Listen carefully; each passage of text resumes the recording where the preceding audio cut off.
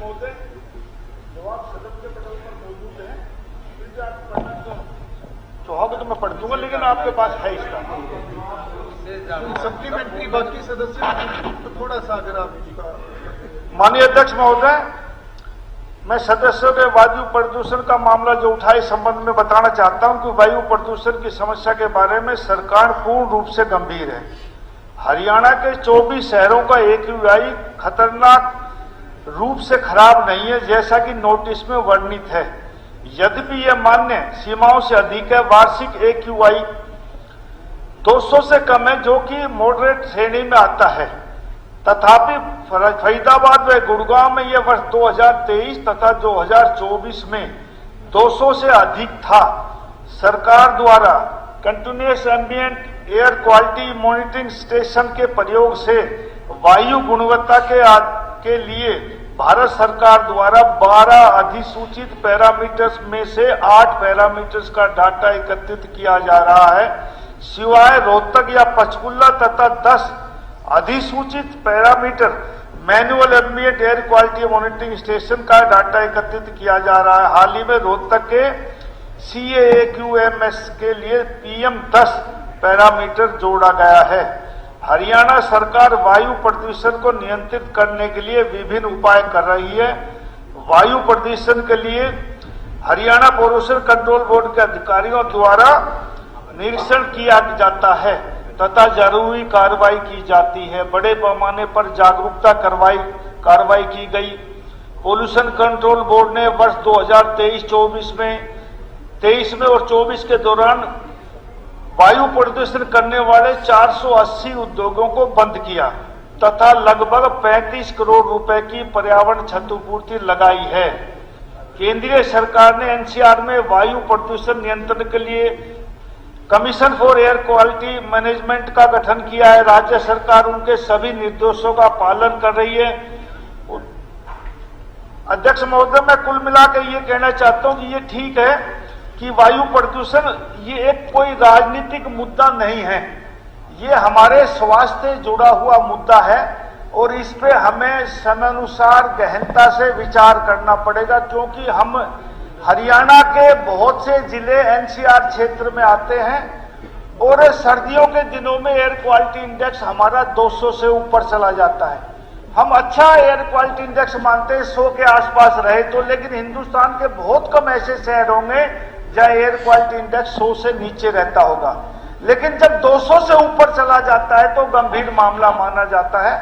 सरकार अपनी तरफ से बहुत प्रयत्न करती है, लेकिन जब तक हर आदमी का, हर हरियाणा वासी का इसमें सहयोग नहीं मिलेगा तो अकेले सरकार कार्रवाई नहीं कर पाएगी।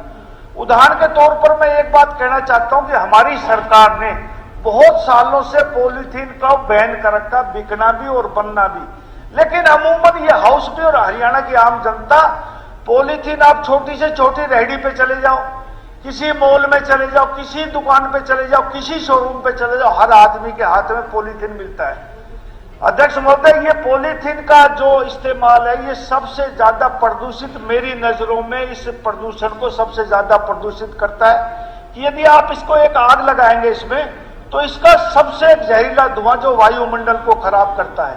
दूसरा, यदि हम पॉलीथीन का इस्तेमाल करेंगे और उसमें आग ना लगाएंगे तो जो हमारी बहन बेटियां हैं उसमें घर में कोई न कोई सब्जी वब्जी डाल के उसके गांठ मार के उसको डाल देंगी। 90% सीवर की जो समस्या आज देश में आ रही है हर शहरों में, वो सीवर चौक की समस्या भी इस पॉलीथीन के बैग से आती है।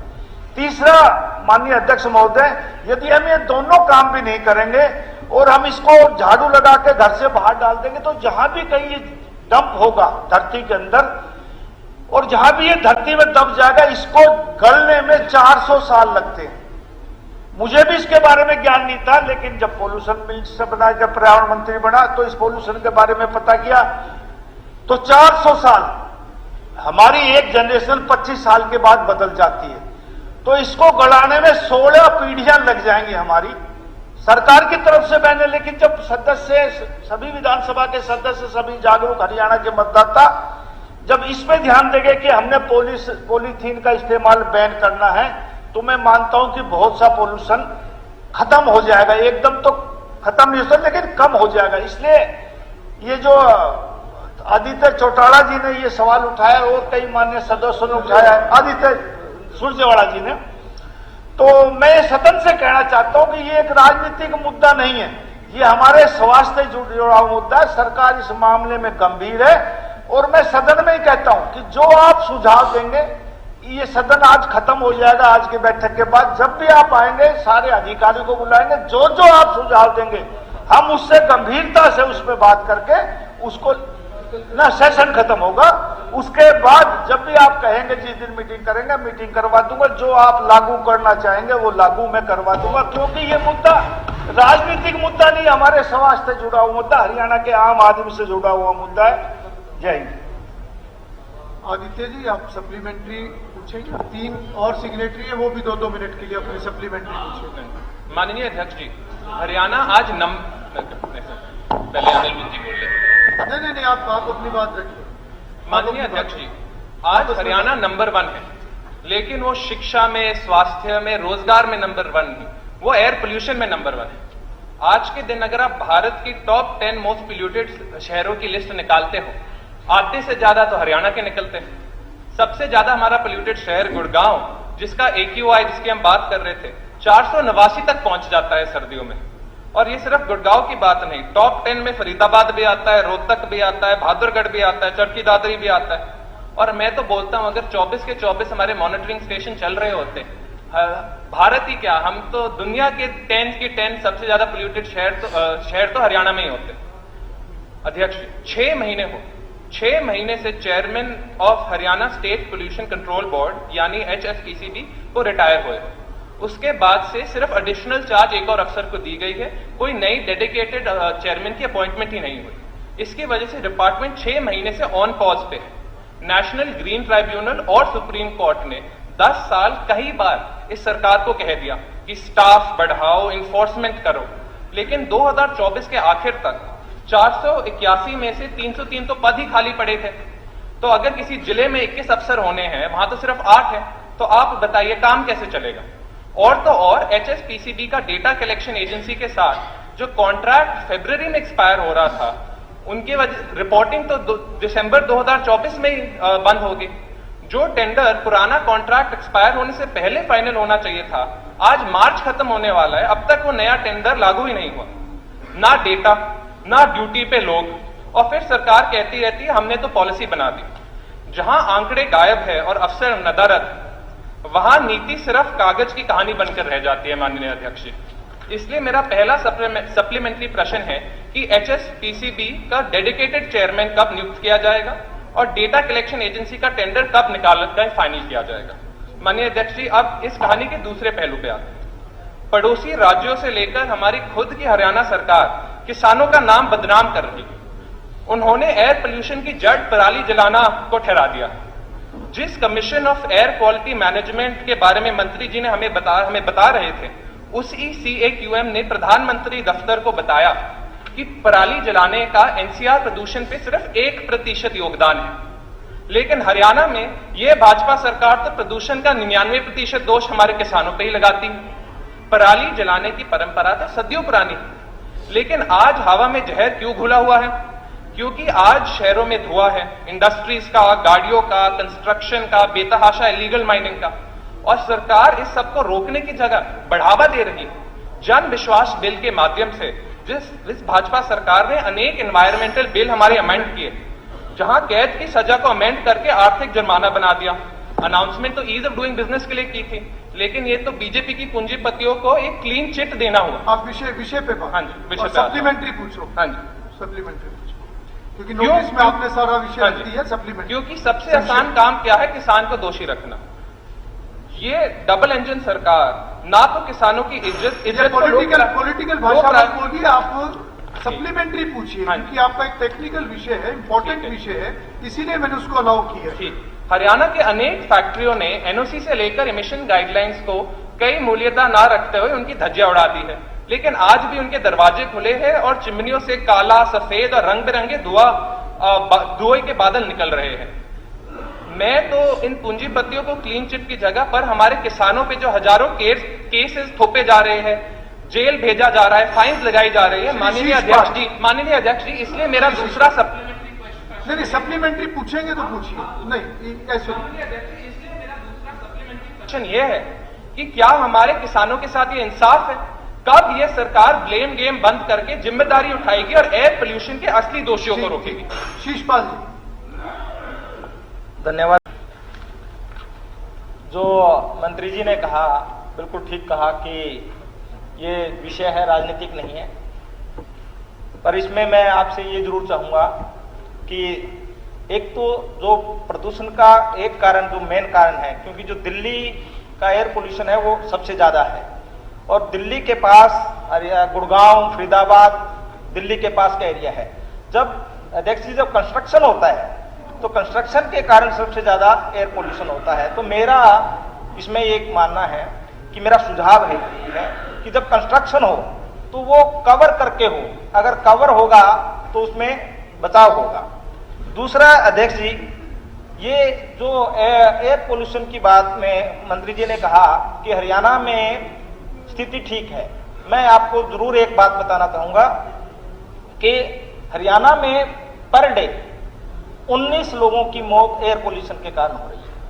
अगर देश में बच्चों की बात है तो देश में पर डे 464 बच्चों की मौत एयर पोल्यूशन के कारण हो रही है। दुनिया के अंदर 84 लाख लोगों की मौत अगर होती है प्रदूषण के कारण, तो उसमें हमारे देश का हिस्सा 21 लाख लोगों की मौत है, यानी 1/4 जनसंख्या हमारे देश के लोगों की मरने में है। मैं सप्लीमेंट्री मैं अगर बताऊंगा नहीं तो वो एक्शन कैंसिल। मैं अभी आपको इसका उन्होंने सजेशन भी मांगे हैं तो मैं 2 सजेशन भी दूंगा सर। अध्यक्ष जी, ये मैंने ये बताया, इसमें बच्चों पे और बुजुर्गों पे सबसे ज्यादा मार पड़ती है। इसलिए मैं आपको बताऊंगा कुछ जो देश हैं, जो पश्चिमी देशों ने इसमें किया, जिसके कारण उनका AQI है वो बेहतर हुआ।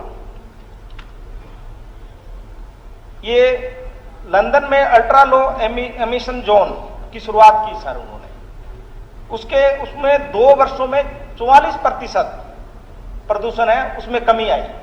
तो इस पे जरूर हमें स्टडी करनी चाहिए, मैं मंत्री जी को चाहूंगा। ऐसे ही कैलिफोर्निया में जो औद्योगिक उत्सर्जन ऑडिट है वो लागू कर दिया गया और भारी जुर्माना लगाया गया।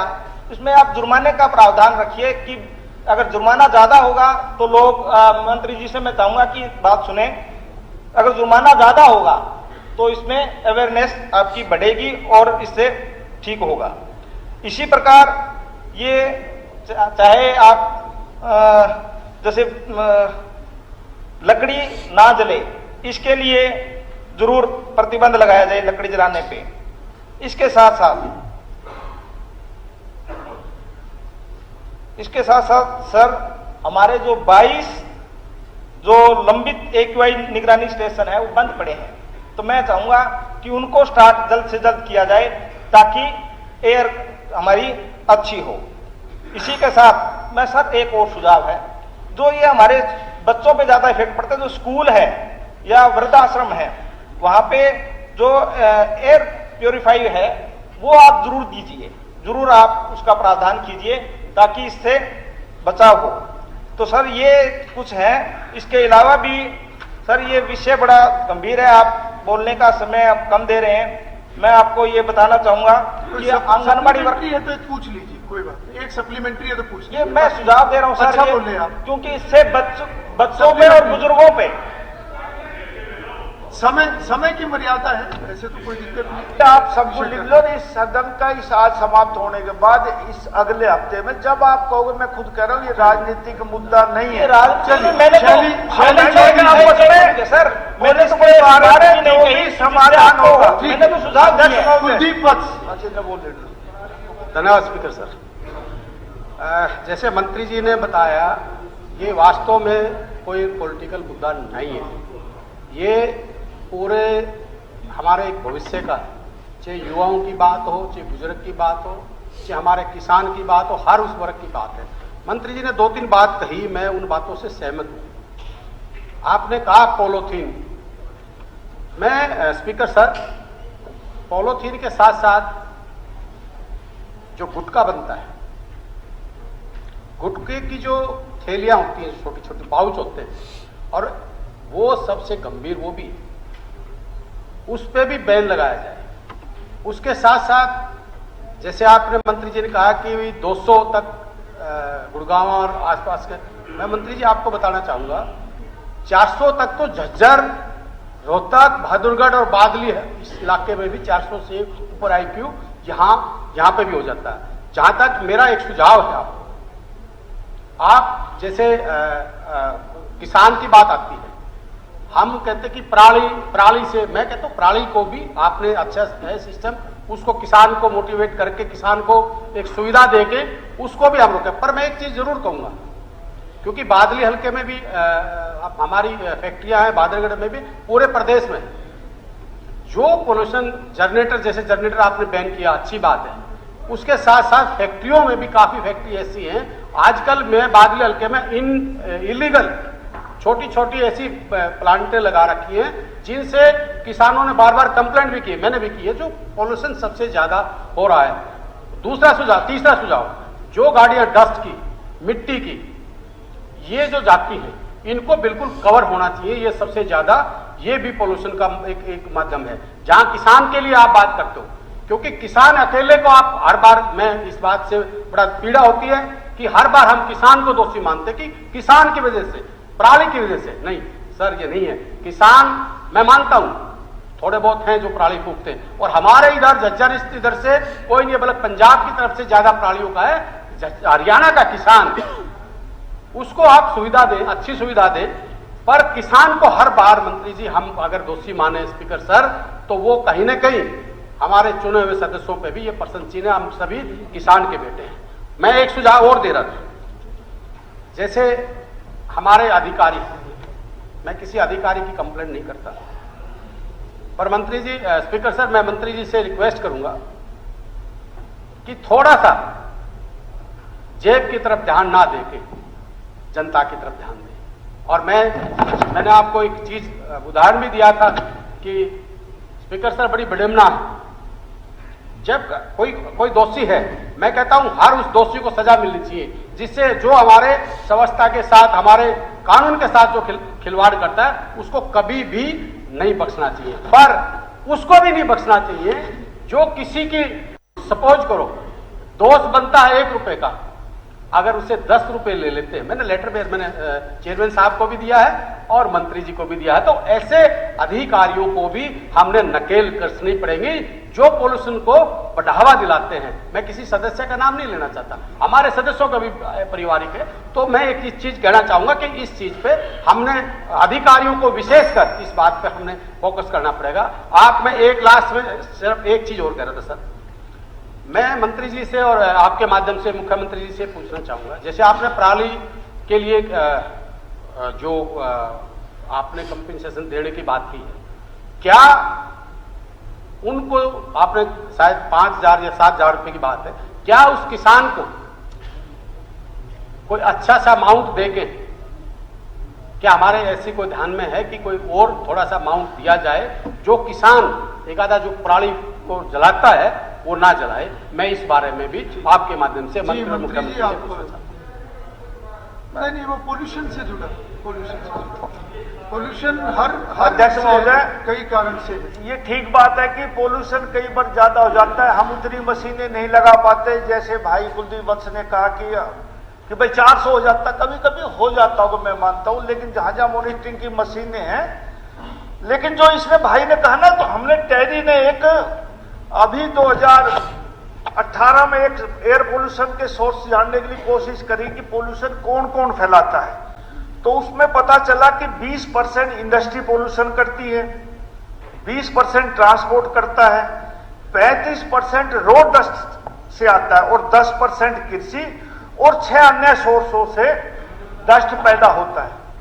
ये सही बात है कि हमारे इस इलाके में, जिस इलाके में मैं रहता हूं, गुड़गांव सबसे ज्यादा पोल्यूटेड मैं खुद मानता हूं। सरकार और हम सब लोग इस बात पे गंभीर हैं और कोशिश होगी जागरूकता फैलाने की, कॉलेज में भी लोगों को समझाएं, स्कूलों में भी समझाएं कि किस प्रकार से हम इस पोल्यूशन को कम कर सकते हैं। सिर्फ उद्योगों को बंद करने से कि उद्योग बंद हो जाएं मैं मानता हूं पोल्यूशन होता है, लेकिन बंद करने से कोई समाधान नहीं है। लोग बेरोजगार हो जाएंगे, उनको समझाया जाए कि भाई अपनी मशीनें लगाओ, उद्योग प्रदूषण ना फैलाएं, यंत्र लगाएं, उन पर जुर्माना भी लगा देंगे तो ये समस्या का समाधान नहीं है।